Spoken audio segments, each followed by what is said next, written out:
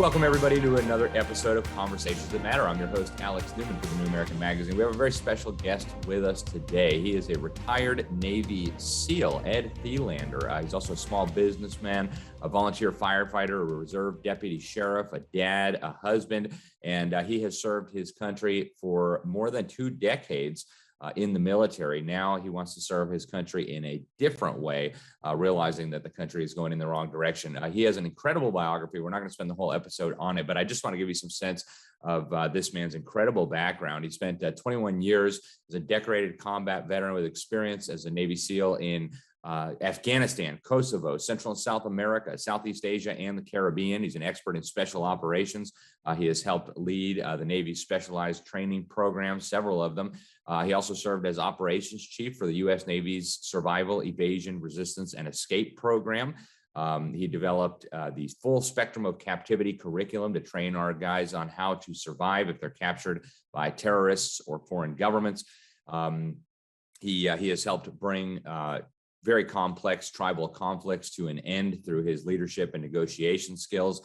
He's very active in his community. He's got a small business where he does light excavation, tractor work, scuba diving for local shipyards, and even does some contracting with the Navy.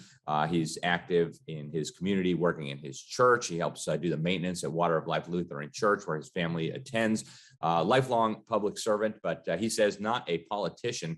He served his country with honor on and off the battlefield. Now his country is calling again. He believes that America is going in the wrong direction. And I think many of us do. And now he wants to help turn that around with a variety of different issues by running for Congress in the state of Maine. Ed, thank you so much for joining us. And tell us, to start with, you say that you think the country's headed in the wrong direction. Give us some specifics. What do you think is wrong? And how do you think, as a congressman, you might be able to turn that around? Yeah. Hey, first, thank you very much for having me on and helping us get the word out about, what's going on in the country. I mean, all you have to do is listen to the news to find out what's going wrong in the country. You know, every day the news and gas prices gone up. You know, $6.39 a gallon for diesel right now. You know, I'm in Maine, and that's heating oil too. It's costing people so much. It's still cold in Maine. You know, we got 30-degree nights and 20-degree nights, and people have turned their heat off. That's why our country's going the wrong direction. Food, all that gas prices affects food prices. You know, when you run your household, you don't spend money you don't have. And you don't give money away that you don't have. You don't take a loan out to it so your neighbor can get new curtains. And that's what we're doing in America right now. You know, once people have been in Congress for 3 terms is what the term limits folks say, then they start spending money like it's not theirs. And we've got to get accountability on that. We've got to get accountability on what's going on with our foreign policy. You can't do what we've been doing in America, what we did in Afghanistan. An embarrassment to the country, and those lives that are lost that cannot get back again. That's why we're running, and that's why our country's going in the wrong direction. What's happening in our schools? You know, parents need a voice of what's going on in school. And right now they don't, and it looks like it's going to go further the wrong way. So we got to get control on everything. Well, let's start with inflation. I do want to ask you about the foreign policy and the wars and things going on, but let's start with inflation, because that is, I think, the top issue for so many people right now. I think 70% of Americans disapprove of the way Biden is handling this. And of course, that would probably extend to the Federal Reserve and the Congress. But what would you propose as a lawmaker to try to get this situation under control? Well, we got to open up our markets. We got to open up, let the oil flow. You don't sanction America. And that's what's happening right now. We are literally sanctioning America. And that's done to punish people, countries, so they get in line. And we don't need that. We are shutting off the oil here like we're, eventually going to shut off the oil to Russia. We're still buying oil from Russia till June, I believe. But we're going to sanction Russia. Well, this administration has done that to America. We got to let that open up. We've got to, stop spending money where it does need to be spent. These giant bills that do not need to exist. The left creates problems, and then they sprinkle money at it and say they fixed it. Well, stop creating the problem, and a lot of it'll get fixed. We've got some crazy problems here in Maine with the right whale who hasn't, the right whale has been hurt in Maine in 20 years that we know of. And they're creating a whole new slew of problems with that where they're going to end up hurting the industry. It's a huge $1 billion industry right now. And they're creating not letting them harvest lobster properly because of this right whale. And then now they're throwing $17 million at it because they got to buy new ropes and links that they didn't need to buy in the first place because there's not a problem. Wow. Let's switch over to foreign policy. You obviously have a lot of experience in at least helping to implement the U.S. government's foreign policy. I think a lot of Americans watched in horror what happened in Afghanistan recently. I think $85 billion worth of military equipment left behind, a lot of Americans left behind, just absolutely chaotic scenes. What do you think should be different about the U.S. foreign policy as far as our international relations, as far as the military operations overseas, and just in general, what should we be doing different? When you leave a safe base to go out in the middle of town where you're not protected, a place that you did not build up over the past 20 years, and leave all your equipment behind to known terrorists that we actually have, they're on our wanted list. We left them, like you said, $85 billion that will be used against us there and in other countries.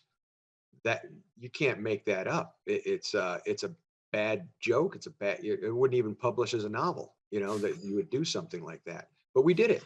And then we gave them a list of people that we wanted out of the country, the terrorists. We gave the terrorists a list that we want, but then it's also the list that they want.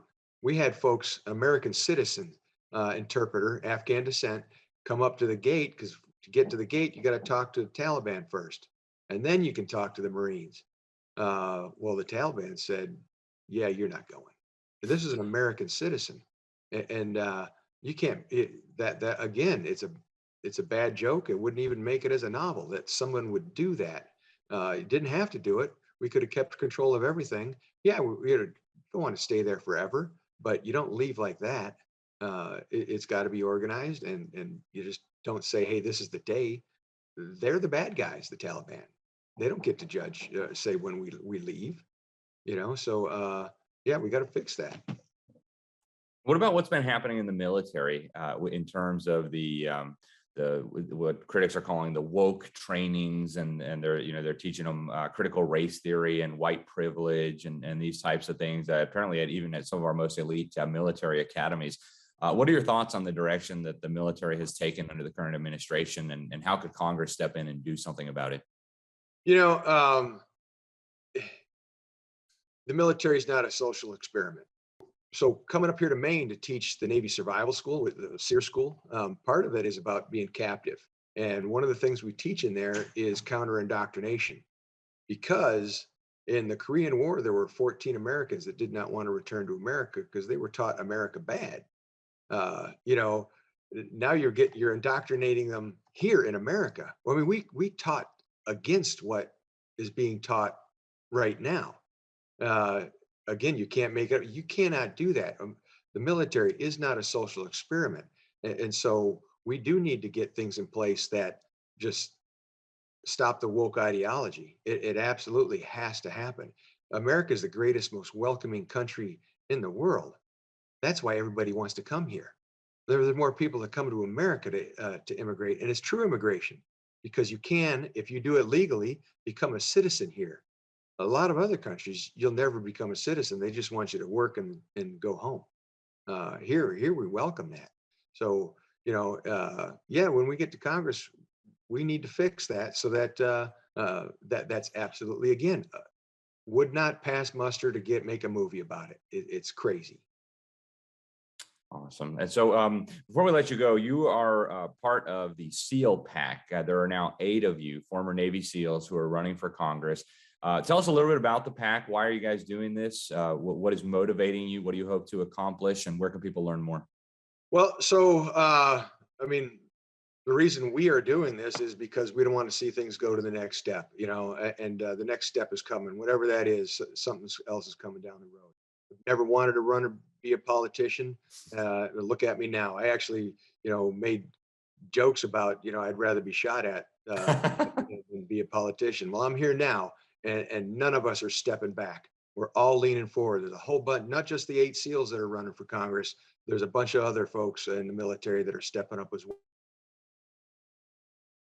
well. And PAC is military folks stepping forward again. It's leadership that is true leadership. It's people that know how to make compromise and not compromising our beliefs, but we'll find some common middle ground to make things work, but not compromising our beliefs. And that's why we're doing this, is because we need to find that stop the fighting in America, and we generally have the ability to do that. I've done it in the field with the Yemeni army and the Yemeni tribe that hate each other, shot at each other in the morning, and they're sitting down chewing cot together in the evening.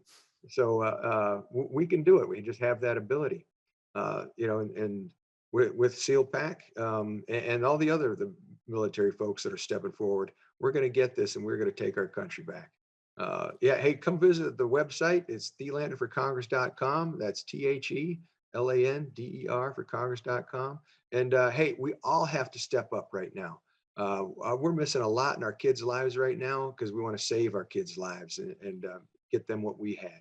We got 1 in high school and 2 in college, and we're missing out a bunch, but now's the time. Otherwise, they might not have that.